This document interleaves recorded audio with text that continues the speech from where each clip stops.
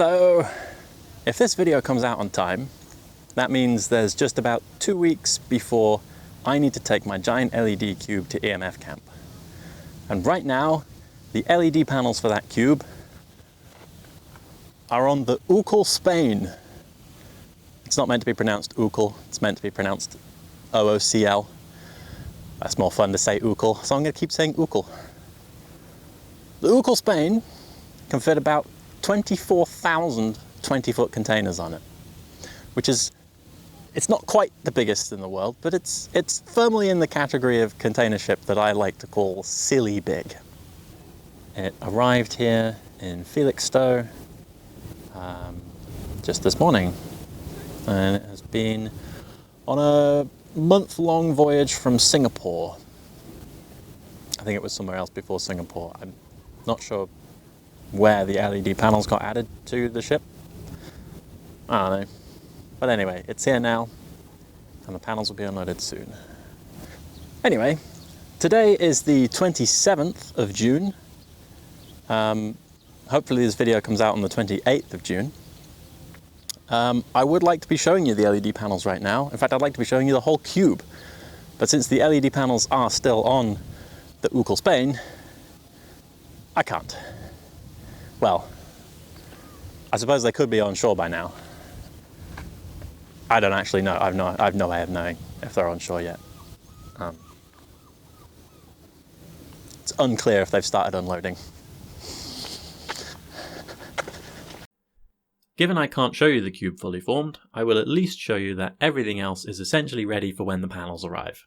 There's some extremely hot weather at the moment in the UK, so I had to film this on an evening when the sunlight was fading. Once I get into the field, the first thing to do is put down this baseboard. The cube stands on this. I feed power in via this hole, and possibly also a network cable to access the PC from outside. I may have to put some extra blocks underneath it to level it. I don't expect the field to be this flat. Then I can start adding all the things that go on top. These speakers are an easy first step. These send sound out the bottom of the cube. I'll probably have to turn them up quite loud to be able to hear them, since they point down out the bottom of the cube. There's the PC, of course. That gets sandwiched between these internal supports for the top face of the cube.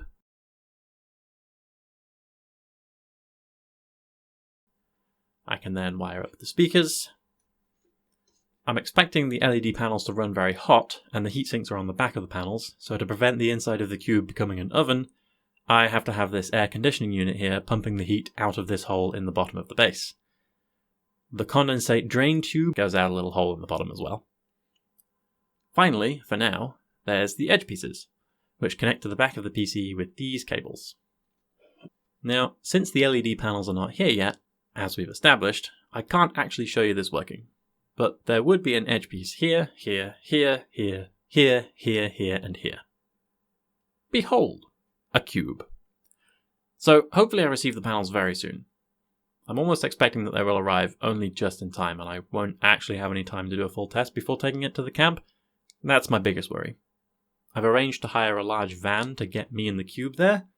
Hopefully I will be there the day before the gates open for general access so that I can construct the cube before anyone arrives. But who knows, I might be late for that. We will see. Now, of course, this wouldn't be a computing the details video unless I got into some technical details about something.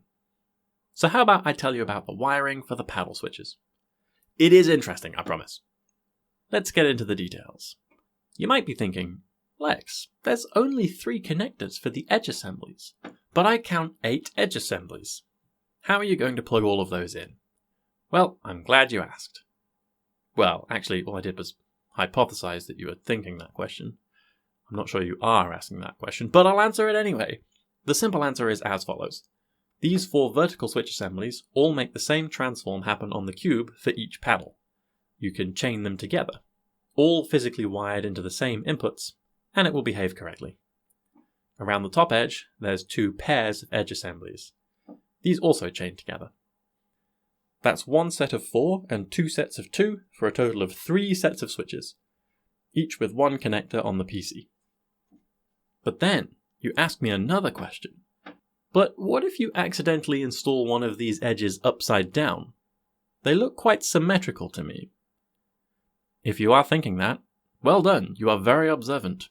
Let's explore the solution. First of all, the connectors I'm using are keyed, so you can't plug them in incorrectly. They each have 8 pins. Pins 1 and 8 are both ground connections.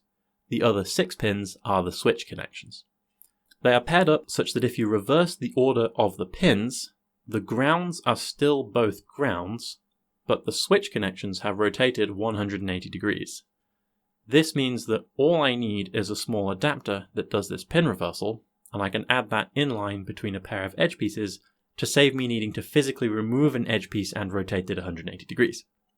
Something that might be tricky to do once I've already assembled the cube far enough to start testing the inputs.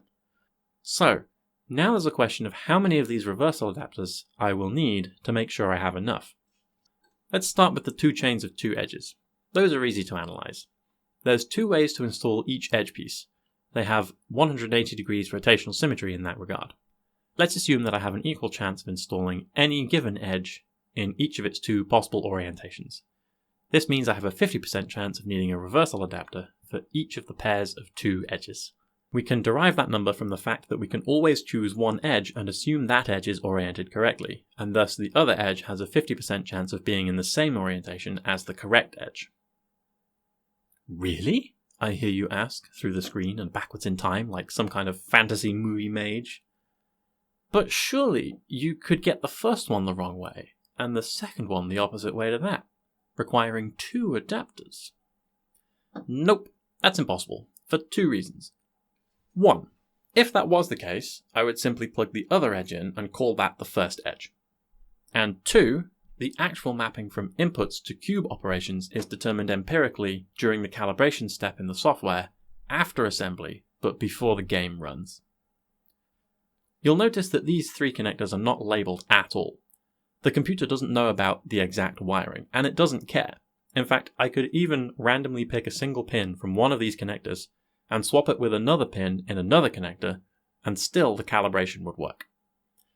The cube software will ask me to push and pull the switches in a particular order, and remember which pins were toggled to build up a mapping. I simply decide that the first one is correct, and now I have a 50% chance of needing a reverser for that pair. Now, the set of 4 vertical edges is more complicated.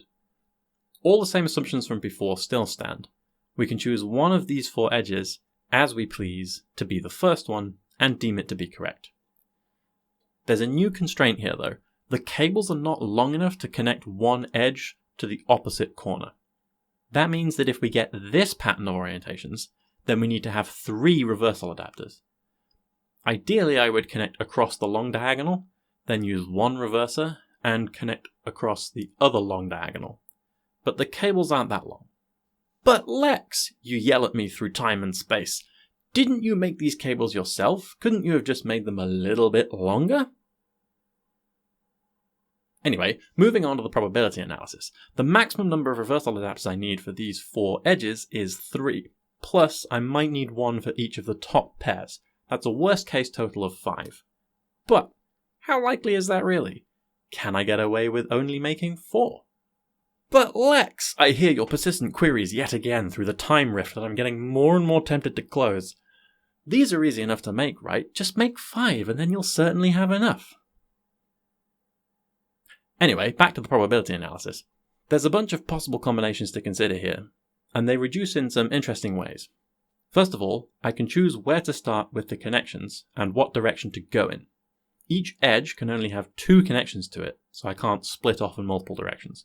So if I start here with this arrangement and go clockwise, I need 2 reversal adapters. But actually, I could go the other way and only need 1 adapter. It turns out I will never need exactly 2 adapters. In the best case, I need 0. In the worst case, I need 3. When analysing how many ways there are to arrange these edges, I have to analyse every orientation of every edge by trying each possible starting point and direction and picking the lowest number. This means that I've separately analysed this arrangement and this arrangement. Really, these are the same arrangement, since I pick one to be considered the correct one, and all others are then measured relative to that one. Since that one has 2 possible orientations, as do all edges, I'm actually double counting all of the possible scenarios. There's not 16 different options, there's 8. Does this matter? Well, no, because I'm counting everything exactly twice. As long as I do divide by 16 instead of 8, I will still calculate the right probabilities. I've just had to choose the right scale to end up with a total probability of 1 at the end. If you check all 8, or 16, options, you'll find there's only one way, or two ways, to end up needing all 3 reversal adapters on the 4 vertical edges. There's never a need for 2 adapters.